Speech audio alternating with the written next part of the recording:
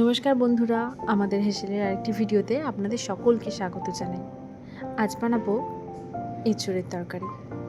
এই অসময় বাজারে গিয়ে এঁচোড় দেখতে পেয়ে নিজেকে আর ধরে রাখতে পারেনি, তাই আজ এঁচোড়ের তরকারি। প্রথমে এঁচোড়গুলোকে নুন হলুদ দিয়ে সিদ্ধ করতে বসিয়ে দেবো।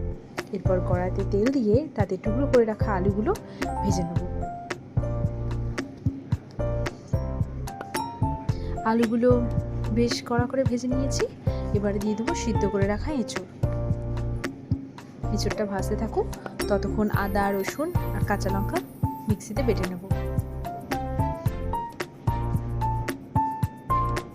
এখানে এঁচোড়গুলো ভাজা হয়ে গেছে।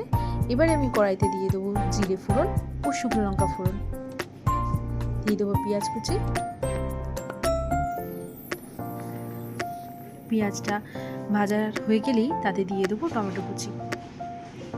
আপনারা চাইলে সম্পূর্ণ নিরামিষভাবে বানাতে পারেন। আমার একটু মনে হলো পেঁয়াজ আদা রসুন দিয়ে বেশি মাংসর মতো করে বানিয়ে খেতে, তাই আজ এই প্রচেষ্টা। এবারে দিয়ে দিলাম বেটে রাখা মশলাটা, দেব হলুদ, নুন, কাশ্মীরি লঙ্কার গুঁড়ো আর গরম মশলা। মশলাটা থেকে তেল বেরিয়ে এলেই ভেজে রাখা এঁচোড় আর আলুগুলো দিয়ে দেবো। প্রথমেই জল দেবো না, ঢাকা দিয়ে দিয়ে ভাজতে থাকবো। এবারে একেবারে আলুটাও সিদ্ধ হয়ে গেলে জল দিয়ে ঘি, গরম মশলা আর একটু চিনি দিয়ে ঢাকা দিয়ে রান্না করে নিলে কমপ্লিট আজকে আমাদের এঁচোড়ের তরকারি। নামানোর সময় ওপর থেকে একটু ঘি আর গরম মশলা দিতে ভুলবেন না।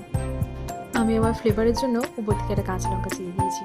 ব্যাস রেডি আছে এঁচোড়ের তরকারি।